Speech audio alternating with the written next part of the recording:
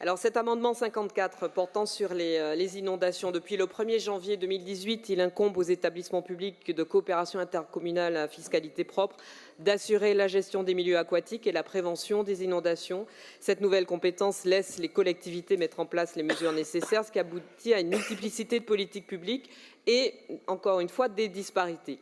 Depuis plusieurs années déjà, nous rappelons à la majorité sa responsabilité dans la nécessité de coordonner le travail des collectivités en cas d'intempéries, notamment de fortes pluies. En cette fin d'année, plusieurs communes d'Île-de-France ont une nouvelle fois été inondées, entraînant des évacuations d'habitants comme à Crécy-la-Chapelle et rendant certaines routes impraticables.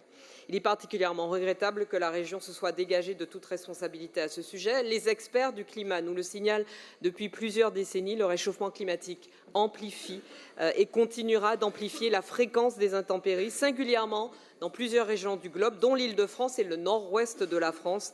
Et nous devons donc mieux anticiper ce risque. Pensons évidemment au drame de Valence et à ses nombreuses victimes.